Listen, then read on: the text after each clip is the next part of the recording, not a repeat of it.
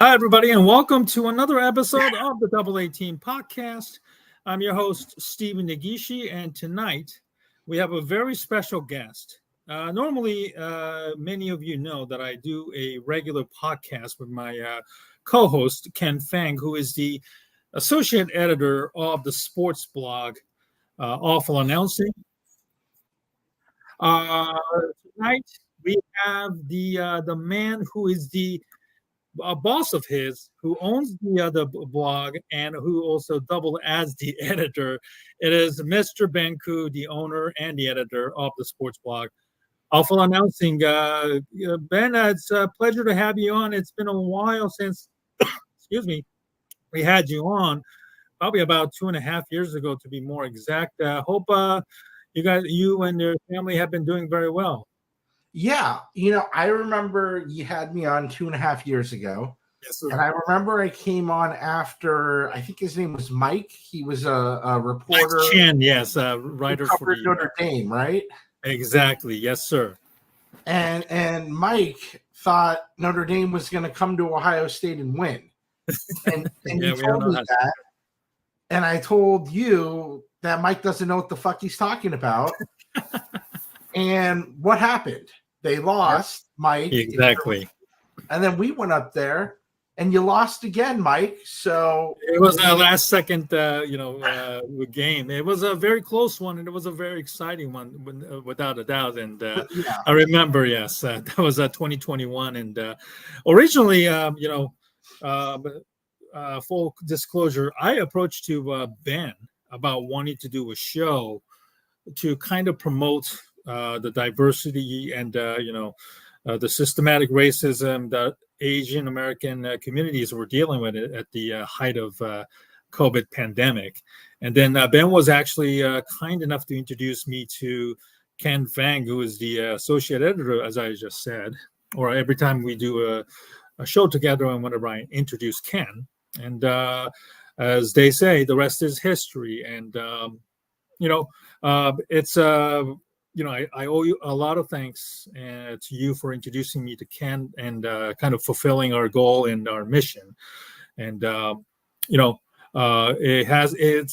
had our ups and downs. There's no question about it. But with Ken's presence and knowledge of the industry and everything, it's been a very, very good journey for both of us. And Ben, I really appreciate you introducing me and also having you on tonight under a very, very interesting time, certainly tonight to discuss this. But before we get into the, all kinds of, sports stories that broke out tonight, I'm going to kind of start off with a little bit of a more lighthearted question. We all know Awful Announcing, what it is for. It covers the, the sports media aspect of it more so than the traditional, sports sites. So I think a lot of people who aren't familiar with who you are and the, what your role has been with the Awful Announcing before and after, I think a best question I can summarize to ask right now is how you ended up buying Awful Announcing. What is the site's current goal and also the goals in the future? Yeah, so I have owned Awful Announcing like about 15 years. So a lot of people don't know it has a little bit of history before my ownership of it. And there was a guy named Brian Powell who launched Awful Announcing. And I worked at a company called Yardbarker. And Yardbarker is still in operation, doing very well. And my job was to find sports blogs and we who didn't have a salesperson because they're too small to help sell their ads. And we would say, hey, we'll take your ads, we'll take 10 other blogs ads, another 20 blogs ads, and we'll talk to Budweiser and we'll talk to Toyota. And you're not big enough to for them to buy ads on your site through you. But if we approach them in a big group, maybe we can help you make some more money. So that's how I knew Awful Announcing, because it existed. And I read the site and I loved it. And part of it was talking about announcers, but a big part of it was, the TV deals, NFL Network's not on Time Warner back then. When is it going to get on Time Warner and Comcast? How come the BCS championship game is on Fox, but they have no games in the regular season? And you couldn't find in 2006, 7, and 8 many articles that had this information, especially on the internet. This is like the early days of Twitter. It sounds kind of weird, but it might just be a print article that you missed, or you don't order that publication. So I kept reading everything on Awful Announcing, going, this is like really interesting. I didn't know about that. It was kind of a version more for the fan of like Sports Business Journal, which is a print publication, and I really liked it. And the site, Brian Powell had another full-time career that was taking off, and he basically couldn't do both, and the site kind of slowed down, and then it just kind of stopped. And when it stopped, I said, a lot of people like this. I like this. It should continue. So I talked with Brian, and he knew me because I worked at Yardbark and had helped him with his ads. And I think he felt comfortable, that I understood what it was about. And so we worked out a deal for me to buy it, and we relaunched it. It's been about 15 years, and I think a lot of people just are interested about what's going on in sports media, whether it's ESPN or Fox or Sports Illustrated or Barstool and podcast networks and Bill Simmons. And there's also a lot of viral moments that maybe you don't see because everything's so fragmented with all these different shows on different platforms. So we try to find what's interesting out there, and we try to cover the business part of the industry, and we do it in a way that's like more for fans. There are some great sites out there that people who work at a lot of companies, they're more of an industry hub, and we try to put all that information out there, but in a more kind of fan-centric framing. Obviously, Awful Announcing is doing very well with in terms of its niche, covering the sports media and the announcing part. In the current state of the sports media right now, then what is the strategy for Awful Announcing to maintain its relevancy as digital media goes through such a massive changes, layoffs, mergers, and cutbacks, and et cetera, et cetera. I'm sure that those things, certainly kind of make you a little bit nervous, and also it kind of makes you feel awful having to report those things, knowing that there are people who are losing their jobs, livelihoods that they've always dreamed of, whether you know them personally or you've come to know them and respect their work throughout their career. Yeah, that's a great question. It's a really tough time in the industry. And so I guess, how we approach things, there's a couple things we're doing. Someone asked me a very similar question recently. And the thing that I said is, 10, 15 years ago when I just started doing this, I looked at some of the companies that were out there, and I said, I would love to be them. I would have loved to got $5 million in investment, $10 million investment. And we would have our own web designers, our own mobile app developers, our own in-house like ad sales team, my own business development team. And I thought that was so cool, and that these guys were going to get so big and they were going to make a lot of money.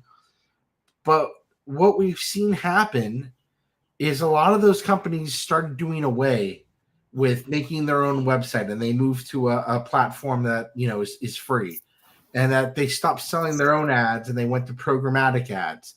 And the kind of like 15 to 20 people that might help the business and the technology for these sites, a lot of those people were laid off because they said it's difficult to pay for the content and pay for the technology, and it doesn't pay for itself.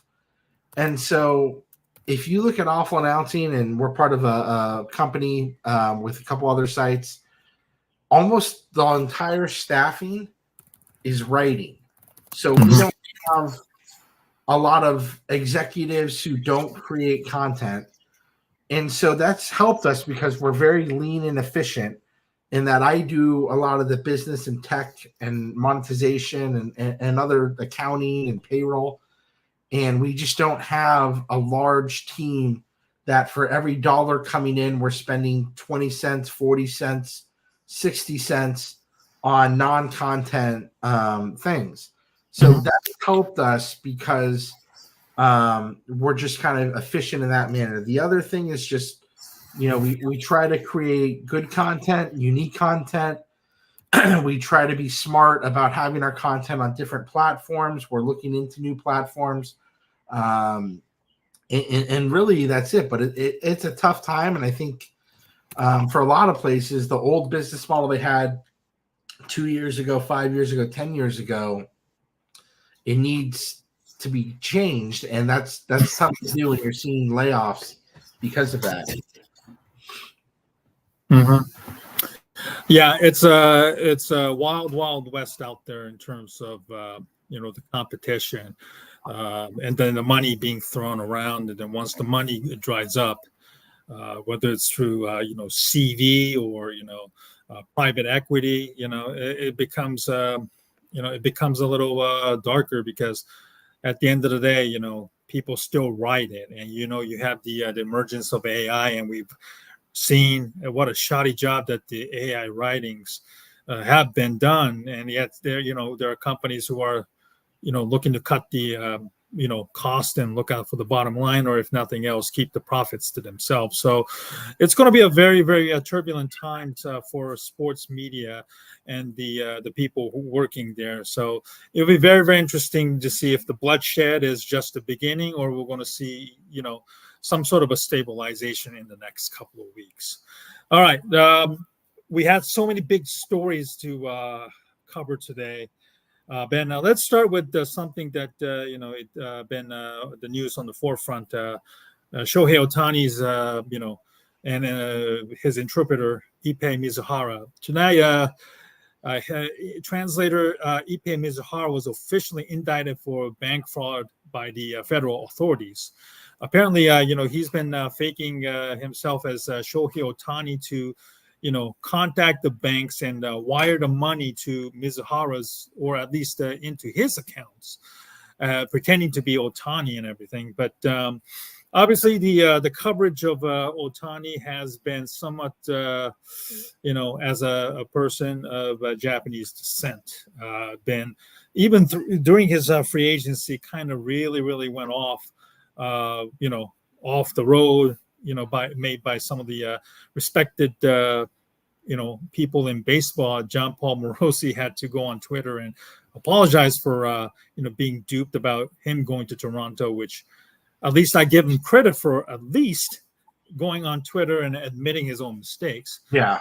But then on the other hand, this is something that I've called into the sports shows across the country late last year, about Chris Mad Dog Russo's description of Ohtani's stealth negotiation, in terms of his stealth negotiation into, for whatever reasons, like a atomic bomb being developed for, to be dropped to Hiroshima and Nagasaki, which I do remember. I called on one of the shows in Chicago, Molly and Hall. And they were really cringed, and they were somewhat angry because that is certainly not the consensus of the rest of the sports world in terms of how it describes. Somehow, Chris Russo is still have a job and somehow relevant in this world. And then a lot of people, out there who thinks that Ohtani needs to be punished or goes to jail, or that he is the they want him to be like the next P. Rose per se. I'm going to try and pull up a clip that Ken and I used when Mizuhara was initially dismissed, probably last month, right before the Dodgers and the Padres played in South Korea. So this was the article we used from your website. Bobani Jones claimed MLB fans more likely to believe Shohei Ohtani's innocence because he's Asian. This was obviously something that really pissed off both myself and Ken. Obviously there were several other prominent African American writers who also believes that Mizuhara was the fall guy and that made some salacious accusations that Ohtani somehow is acting dumb.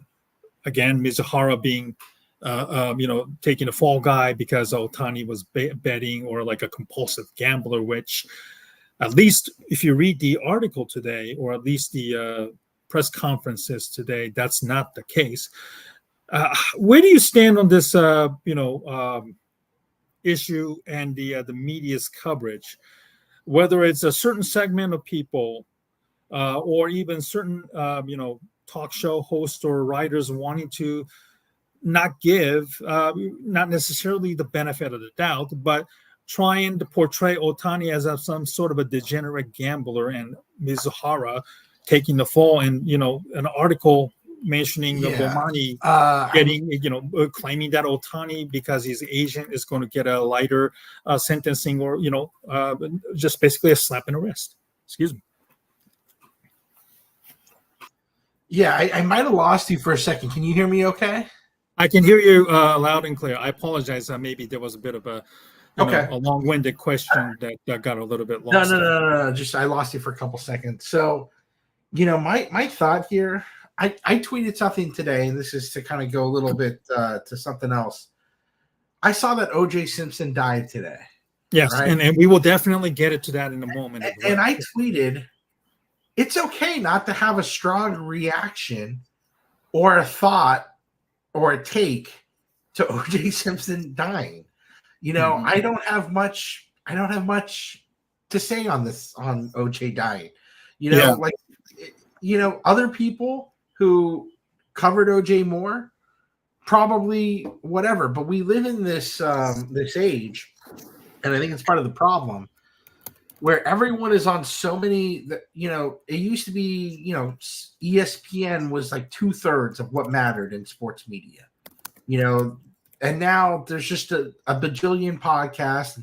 You brought up this Bomani Jones clip, and you mentioned Mad Dog Russo. And there's just so many people on so many platforms, and you kind of have to talk. You kind of have to have a thought on everything. Where when you were at ESPN, you could bring in someone who was more of an expert onto your show to talk about something. And so, people every day are kind of reaching to say something unique or interesting, and people kind of get in trouble because they're trying to think of something unique and interesting. And I'm not saying that's the case for Bomani or anyone in this case, but the general part of it. And so, you have people who might not even be baseball fans or didn't even read today's filing. There's a lot of information in that 39-page filing. And I feel like if you're going to go on to, large platforms and kind of devote 5, 10, 15 minutes to this topic, at a very least, you should read that document or a summary of it. Exactly. So I saw some people today. So even though this finally came out, and I think a lot of the worst fears about Ohtani's involvement, there was no baseball betting. That seems to be something there. So that's a major kind of thing there, that this didn't really even touch baseball, which, that's Ohtani's sport. And then the various kind of layers of how this happened, and that he's largely been absolved. I'm still seeing some people who are very much skeptical, and I kind of don't get that. In light of this, I feel like he was picked on to some degree. You know, and I think it's I wouldn't say it's because Shohei is Asian. I think it's you know, I think Nikola Jokic sees this as well. You know, where he doesn't speak the language, he doesn't spend as much time working the media circuits. He's not you know he's not someone who does as many media appearances. People feel they don't know him, and that is because you know there's a language barrier. And I think it applies to Ohtani.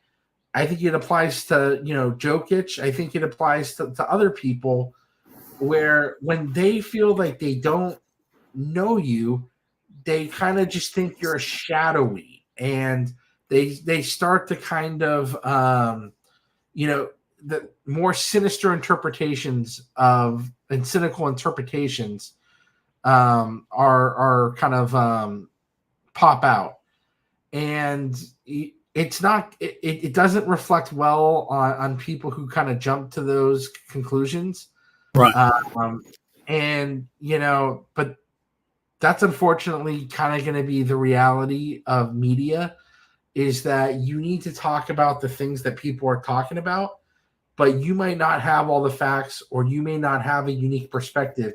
But someone can't go on the first take and they bring something up and they go, well, I don't really know. We'll see. You know, that's a good question. We'll see. That is something that a producer or an executive will say, we can't have that on the show. People don't watch to be like, well, I don't know. Seems complicated, you know? So that's the era we live in. And I think Ohtani, because he's been more private and he's had an interpreter, and you know, the media and fans had a familiarity with him, I think people just kind of were very sinister and cynical in a way that you know, was unwarranted.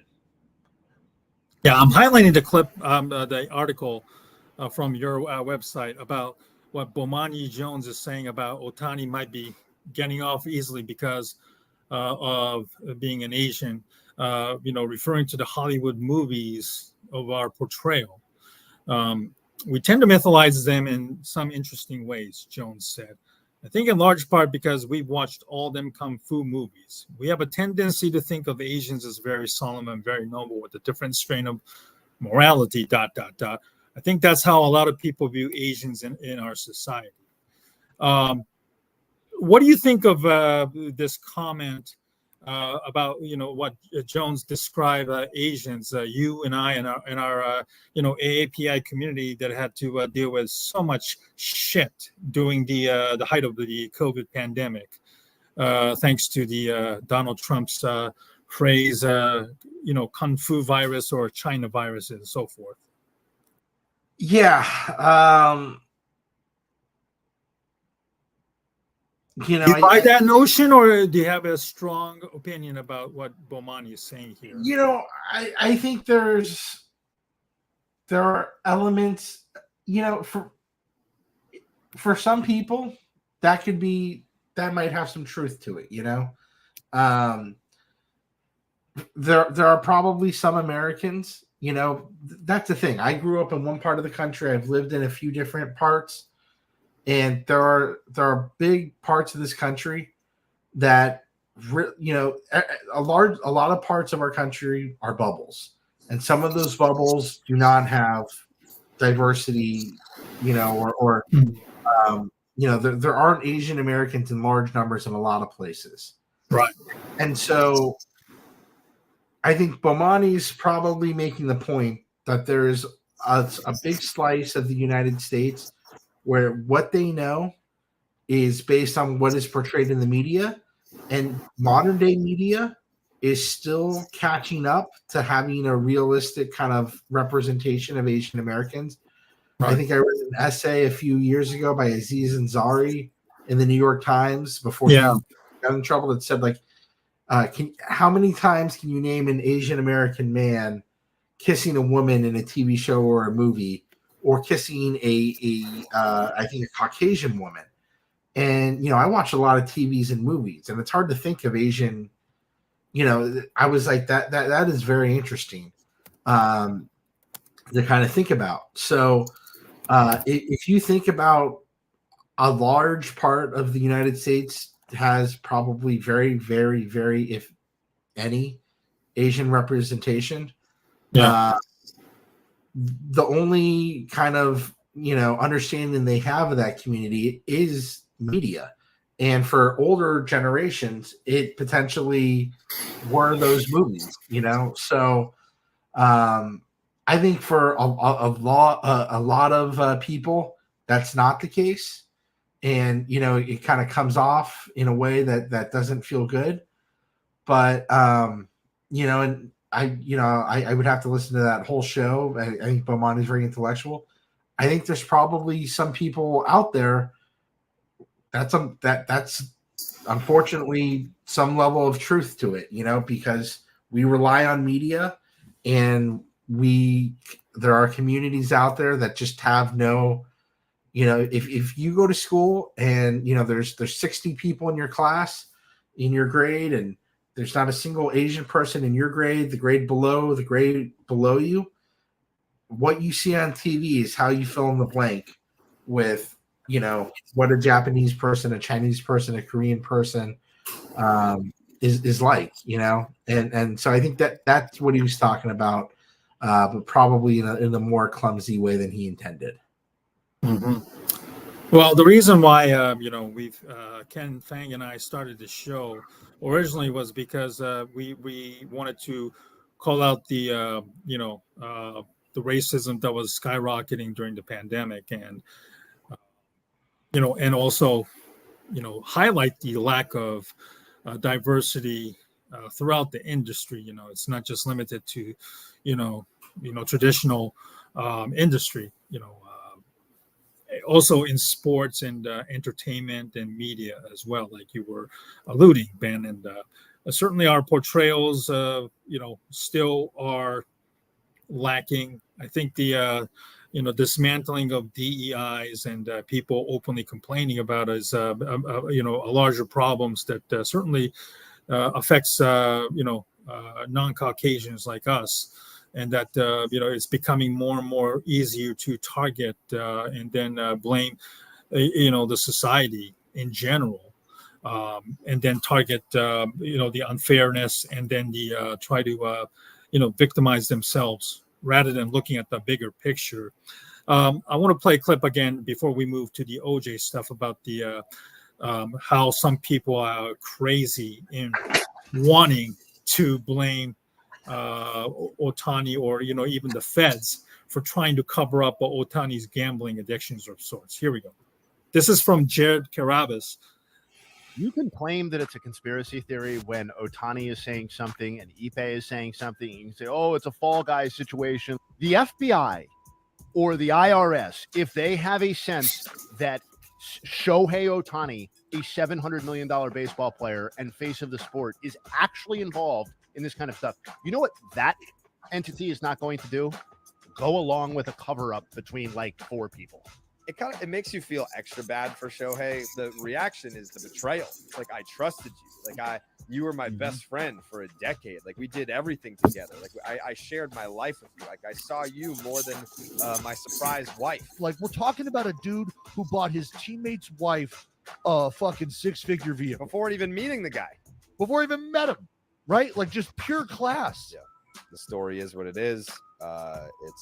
It's now pivoted away from this mass conspiracy implicating Shohei in any degree. But as far as I'm concerned, it's not a baseball story anymore. It's an Ippei story. It's a translator story. It's not connected to Shohei now. You can claim that it's a conspiracy. Sorry about that. We went a little bit over there, but I think this is probably more of a pragmatic and more sane viewpoints regarding today's news. That that I know there are a lot of conspiracy theorists out there nowadays, politically and so forth. But if people want to, kind of still want to, portray Ohtani as a degenerate or, whatever, then that's your choice. Okay. But, don't bring race into it, especially within our community as if we've dealt enough with. And as far as we are concerned, Ben, you and I can all agree that this is now, as the guests were discussing, this is no longer Ohtani. This is basically now Ippei Mizuhara, who has now talked with the federal authorities and perhaps to spill the bean on the gambling and all that aspect. But how concerned do we have to be about the sports gambling aspect of this, and that a player. We know NFL players who have been suspended for gambling at a club facilities, etc. We have a possibility of Toronto's Jonte Porter maybe getting a lifetime ban for for his stats and everything. Is there a real concern with the gambling, and have we kind of gotten to a point where it's gone so far we'll never be able to go back to where it was before? Oh, it's never going back because people are making lots of money. The teams, the sports books. I tweeted this earlier. So I gamble, and hey, it's possible my company could have some sports betting partnership at some point. So I'll tell you this: I made a bet 2 months ago, but a month ago, and I said UConn is going to win the national championship. And the Denver Nuggets are going to repeat. And both teams are going to repeat. And I don't watch much NBA. Right. And the Nuggets, the UConn won. And the bet's like 25-1. And now I'm going to watch a lot of the Nuggets in the playoffs.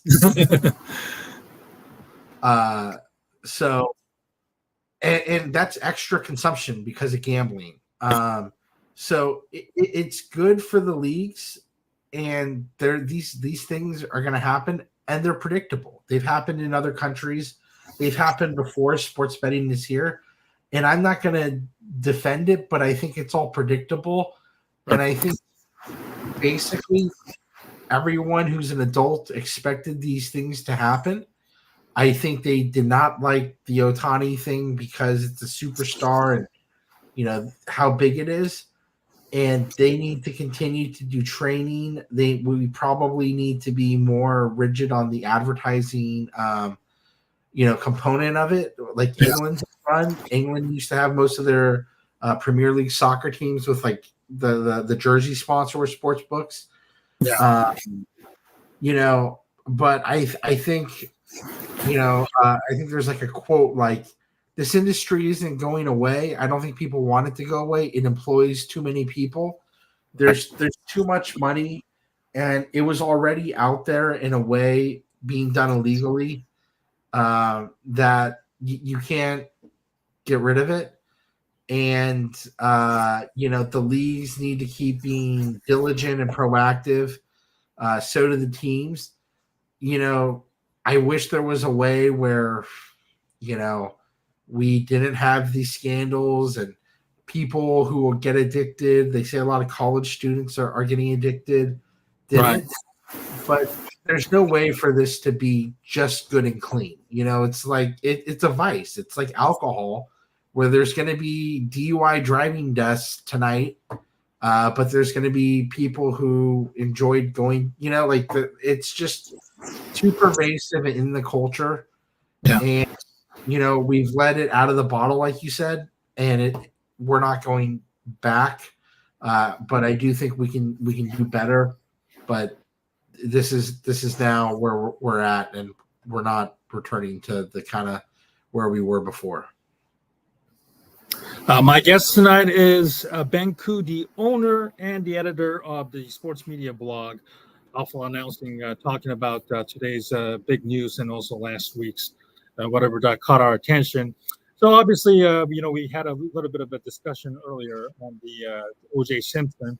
For those of you who have not been following the news today, OJ Simpson died today, or at least it was announced by his family members in the States that he has died of cancer at the age of 76. And Obviously, you mentioned you didn't really have anything to say much about OJ's death yourself, but I do kind of wonder, Ben, that maybe um, the scandals and the media's coverage of OJ Simpson's involvement in the death of Nicole Brown Simpson, his ex-wife, and Ron Goldman, her friend, in a brutal way. The way the media's sensationalism was this some sort of a precursor to the clickbait culture and the world we live in today, in your opinion?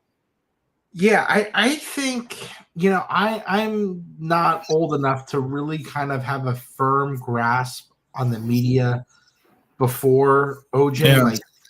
But it feels like media changed in the 90s with Tanya Harding and Nancy Kerrigan Right. and OJ. I think the rise of Nancy Grace and the rise of cable news, where we're going to just cover the shit out of this story.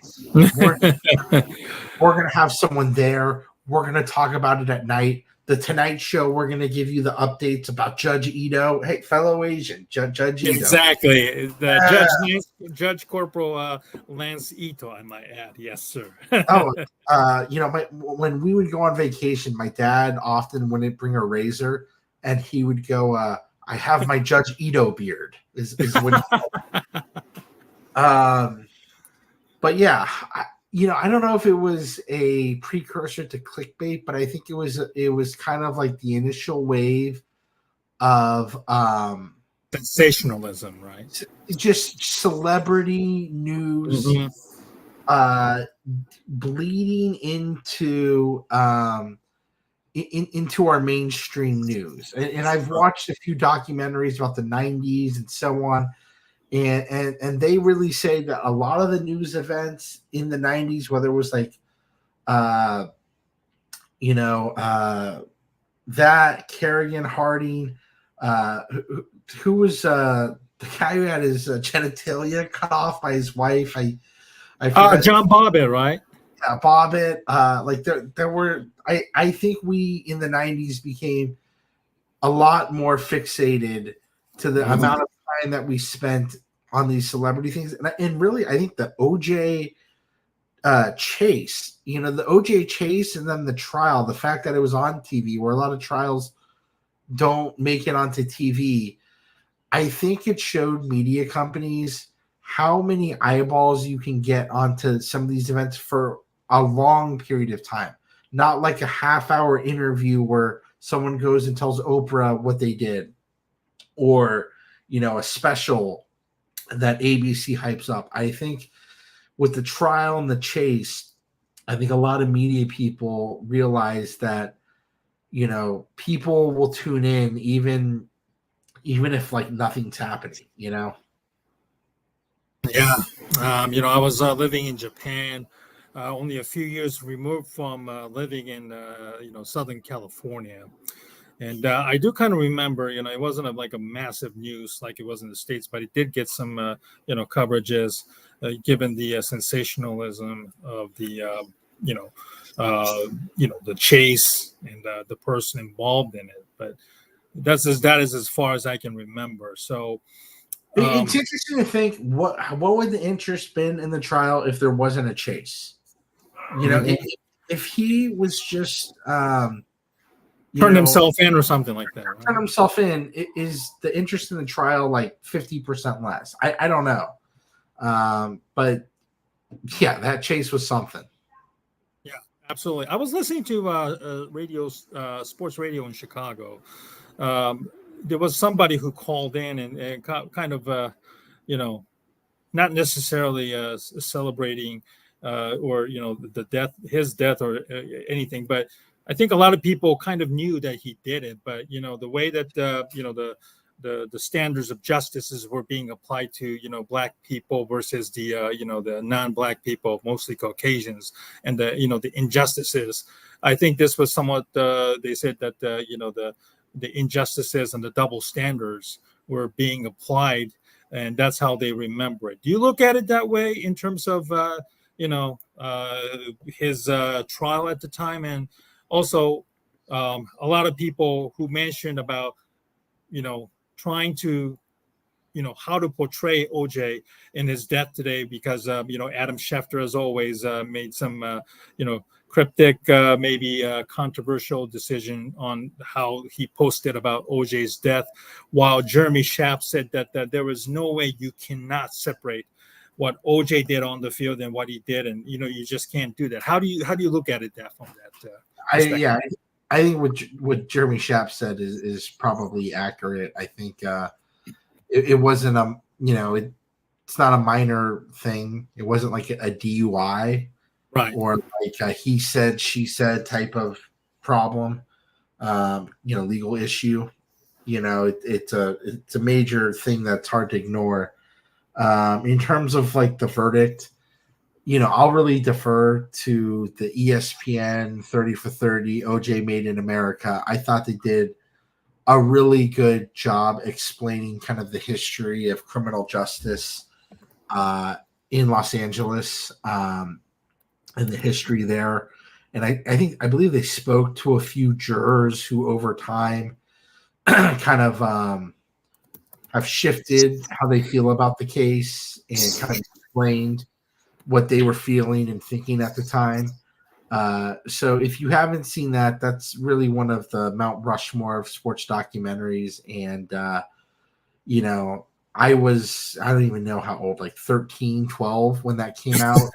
Yeah. So, it's hard. I think that was a great kind of, that was really one of the better things ESPN has done. And I think that, if you're thinking about OJ or how, his role in the culture and what that was like, I think that's a good thing to revisit. Here's what Jeremy Schaap had said, courtesy of your website, Awful Announcing. Here we go. And I was there in Chicago at the O'Hare Plaza Hotel, which is where he had stayed when this was going on. And I believe it was Detective Sergeant Bert Looper who was running the investigation at that point in Chicago. And I remember being with Lester Munson of Sports Illustrated, standing in the fields around the O'Hare Plaza Hotel as the police were searching for the murder weapon. And what that moment was like, that OJ Simpson, in a moment, had gone from being this hero, and he was a hero, to a murder suspect.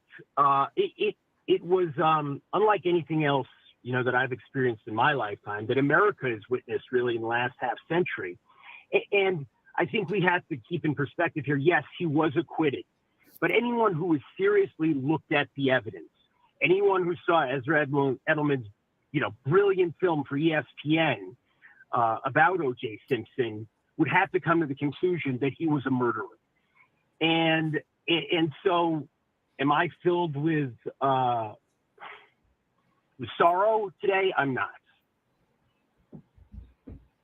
Well, I can kind of understand where Jeremy Schaap is covering from, because I do believe, he was heavily involved in the coverage of the chase and maybe part of the trial, in his early days. So hats off to Jeremy. I know it's a very, very difficult, with the people wanting to kind of celebrate his life, also, as well as, putting OJ's major accomplishments on the field, and yet the also somewhat overshadowed by his the chase, the trial, and his post life after the trial, in which he was trying to portray himself as some sort of a victim wherever he had his chances. And we're going to put a bow on the OJ's coverage and his death today. My guest tonight is Ben Koo from the Awful Announcing. He is the owner and the editor of the website. Let's talk about the NCAA tournament, Ben. Obviously, we look back, and certainly you mentioned about betting on UConn, so congratulations on that one. I'm sure you were sweating on that one. But the popularity of the women's NCAA tournament and its coverage has certainly kind of been noticeable, even though the money that women is probably less than a tenth of what the men's are getting. But the next new contract, they're certainly going to see a slight bump, maybe twice or three times as much, but still obviously pales in comparison to what the men's college tournament brings. But there are a lot of people who are now paying more and more attention to the women's game, thanks to, in part, to Caitlin Clark's historic run with Iowa, and then also her rivalry with, Angel Reese, and also the controversial coach Kim Mulkey, both at LSU. And what stood out to you the most, throughout this tournament and the media's coverage of both men and women's tournament, Ben? Yeah, the men's tournament was a good, successful tournament. I enjoyed it. It felt like it was a better tournament in some regard than some of the more recent ones, and ratings-wise, that was the case. But I don't think it really stood out as like something has changed. The women's tournament, the ratings and the interest is off the charts. Yeah. And if you're gonna ask me, and I hope to write about this at some point, what I take away from it, I thought ESPN did a great job, and I think it was interesting to see that everyone was talking about women's basketball on Twitter, where back in the day you might just see a few of the accounts you follow watching. You saw almost everyone who is engaged in sports Twitter talking about it. And the one thing that I'd like to write is that they talked about the women's tournament and Kim Mulkey and Caitlin Clark and South Carolina and Dawn Staley. Right. A lot of it was Caitlin Clark on the daytime studio shows in the A block, when the A blocks, when the show starts up until the first commercial, they would devote the whole A block on a lot of shows, and like Pat McAfee, First Take, for multiple days, and they would have guest after guest talking about the women's tournament, and then they would do it, and a lot of times they do that for events that ESPN has the rights for, and they just ask someone questions. They're like, what should we watch tonight? Who do you think is going to win? Tell us about this player. And they're just kind of going down a list of questions that they themselves, don't actually watch or give a shit often about, not just women's basketball, but like when they're promoting lacrosse, NHL, college hockey, if they have a guest on. The national media, the daytime studio shows sank their teeth into this tournament, and devout loved it. And they would bring guests back later in the show. They'd be like, hey, we have this person back to talk about the women's tournament. And the thing that I kind of thought is that, not only they did it, they used to do it because they felt like they had to have some coverage. They were required to. I think the data that they saw in the Nielsen ratings, which they have minute-to-minute ratings, so they see when, hey, we started talking about hockey and people changed the channel. They look at that data, and that's why they talk about the Cowboys and they talk about the Yankees as much as they do, and LeBron. It's because the data says that more people don't change the channel, and more people who are turning on their TV and ESPN, they're coming. It's like a bar. People are walking in, but no one's leaving. I think ESPN found out that the data shows, maybe for the first time, that when they were talking about the women's tournament, people stayed on the channel. People weren't like, oh, I don't care. And so they said, shit, let's go. Let's do it. So I think that was a big shift and an accomplishment that a lot of national platforms said, we're not going to just do 5 to 10 minutes of courtesy women's basketball coverage. If we have an hour, we can do 30 to 40. If we have 2 hours, we can do an hour 10. And not only we're going to enjoy it, our audience is going to like it as well. They got over that hurdle in this tournament, and that's a big thing. I couldn't help but think the whole, Caitlin Clark, the Angel Reese, and then the portrayal of Dawn Staley and everything, had to be somewhat, race, issues and race bait. Certainly, when some idiot from Outkick asked about the trans women's rights to play in sports, and Dawn Staley gave a very emphatic and answer about her support in them playing and so forth. Did you felt that a little bit? And it's kind of a somewhat of a microcosm of what's happening in this country these days. Yeah. Yeah. Yes. There was a lot of positivity happening. They know what they're doing. Absolutely. Yeah. They have an audience. The same Right. website you mentioned, not too long ago, there was an ESPN tweet that said like, "Hey, are you excited for this big three?" I think it was the New York Liberties, like big three play. They had signed someone, and someone at that website retweeted and said, "No one cares. They're pushing this woke agenda on you." It's one of 25 tweets I looked from the SportsCenter account that day. SportsCenter's not allowed to have one tweet a day talking about the WNBA. That's a problem. And the same person I think that asked that question, might have been someone else, took issue with how many stories there were on the front page of ESPN.com that were women's basketball tournament. They said, why, so they make those comments. They go to the press conference. They ask that question. They focus also on the anthem protocols, what teams were out there when it really was irrelevant, because it's a procedural thing that they do every game of when they're in and out of the locker room. They know what they're doing. It works for their audience, whatever. Yeah, hopefully that even with Caitlin Clark leaving to go to WNBA in the very near future, the women's basketball game will remain strong, and hopefully the media's portrayal and the coverage leads to a better, opportunities and better facilities, because not too long ago we remember the shoddiness of the treatment of them and the gym photos that they were shown not too long ago. So it is a start, and then the progress obviously cannot be stopped no matter what.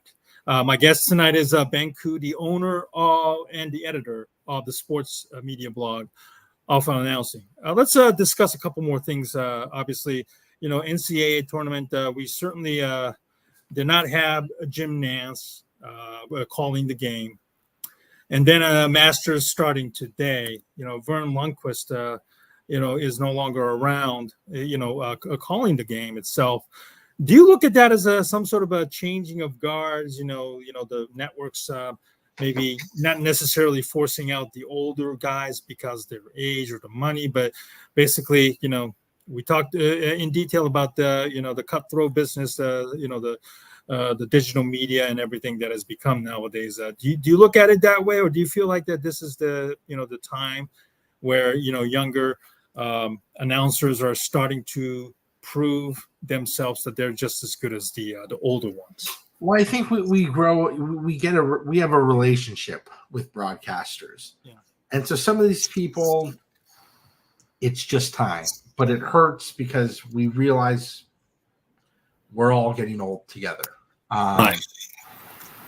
So I thought Ian Eagle did a great job. It feels like the right time for Vern Lundquist to move on and Jim Nance to move on. I thought it was great. I tweeted something where Jim talked about how he wants to spend more time with the family. Yeah. And Ian Eagle's great, and he knows it's in good shape. And I'm like, good job. That everyone wins here. Good for you.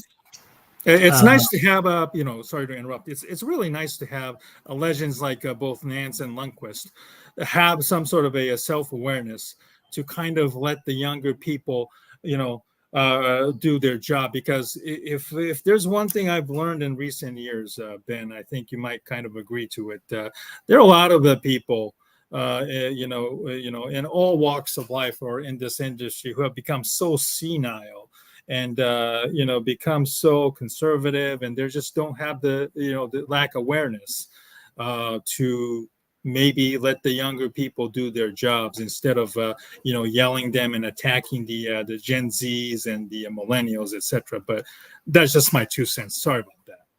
Yeah, no, I think self-awareness is really, really underrated. We're seeing a lot of legends step away. We lost Barry Melrose. We haven't seen Dickie V for a little bit.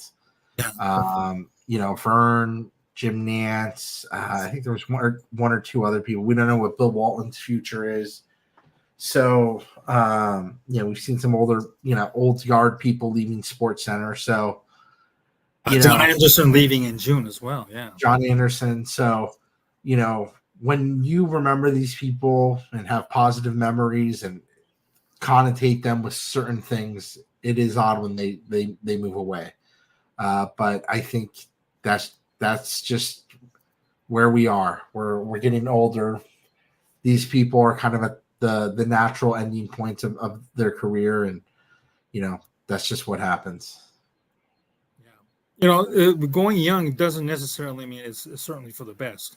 We have a lot of analysts, whether they have their own platform or through the network, they've been, somewhat had their own controversial takes, unfortunately, that has kind of, brought back unwanted attention, controversies, and rebuttal. Like, for example, Draymond Green calling out Zach Edey in the Monday's game and, accusing Edey of, quitting on the team and so forth. Obviously, that's his MO. But again, just because you're replacing with the younger people doesn't necessarily mean that they're better or they're going to resonate with the, today's audiences. So it's very interesting to see, if this is going to be some sort of a new movement for the, the media companies to, make those pushes moving forward. All right, Ben, I'm going to end our conversation, and I thank you very much for taking time with me tonight. I know there was something you had been tweeting a little bit earlier just before we went on air, and that is the Oakland A's situation. They're leaving for Sacramento for next season, and they play in their, smaller AAA stadium, and the decrepit owner, John Fisher, just, making an ass of himself and everything. It's like the America is like the only country where sporting teams are casually abandoning one city, the cities to move to another city. You don't see a soccer team like Barcelona, Real Madrid threatening to move to, London or Paris and so forth, or even vice versa. It's kind of sad that the traditions are dying, and the baseball themselves look like an ass. Even the owners, several owners were quoted as saying, "We look like idiots, or we look bad in this whole situation." You're from the Bay Area, I'm assuming, right? Yes. Okay. Big A's fan, yeah. Big A's fans, and I want you to explain to me the. What A's meant to the Bay Area, yourself, and its a future, and the American sports, and then having their ways with the trying to force taxpayers to pay taxes for stadiums and stuff like that.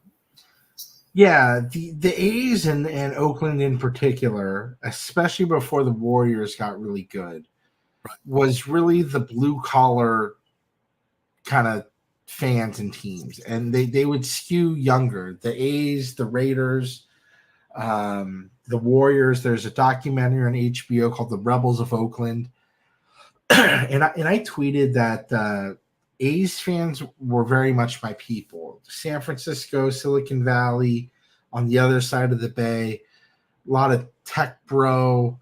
Niners fans have been called wine and cheese fans. There's a lot of corporate tickets. I'm now kind of shit talking San Francisco, but I was a Niners fan as well. So the A's were kind of a younger fan base, a funner fan base. And it's just been tough with the payroll and the stadium. and they have looked at multiple solutions for the stadium. The city of Fremont, San Jose, the waterfront in Oakland. I think they've had 7 or 8 different announced plans, and they were close very recently to stay in Oakland. And you're right. This is America. We love our capitalism. If 1 or 2 teams move every once in a while, if it, like the Rangers move from one part of the Dallas area to another, the Bears are threatening to move to the suburbs. You just have the Capitals and Wizards. That's the game they play, and it works, and it sucks. And it sucks that Oakland's going to lose their 3rd team. The Warriors went across the bay. The Raiders are in Vegas. I don't know what the solution is, but it's a pretty disheartening turn of events for A's fans. Right. And we don't even know if they're going to make it to Las Vegas, because that deal's not totally done. There's a lot of people who think it's not going to work out. So for them to leave Oakland without even kind of a definitive solution, it's kind of crazy. It kind of reminds me of what happened almost 20 years ago with the Montreal Expos and the nonsense that with Peter Angelos trying to block the moving of the Expos to the Washington market and so forth. So, yeah. Do you blame Sacramento for their role in luring the A's, or do you think that's not I've seen that. I've seen that, and they have a plan, and their plan is that maybe the A's don't move to Vegas, and they're already in Sacramento, and then they talk about having the A's there. They also have the idea of maybe we have the A's here, the fans are behind the team, they show up when MLB expands. We're now towards the top of the list. They have no loyalty to Oakland to pass on the team. It's fine. Mm-hmm. Well, on that note, we're going to close out the show tonight. It was terrific talking with you about your awful announcing and its future, and all kinds of sports news that broke out today. Please make sure to follow Ben on X at BKOO, B as in Ben, KOO his last name. Really exciting to have a great conversation with you, Ben, and we look forward to having you on again in the future, with hopefully this time Ken Fang, my co-host, and also associate editor of sports blog Awful Announcing with us. Ben, thank you very much, and I look forward to having you on again down the road. All right, sounds good.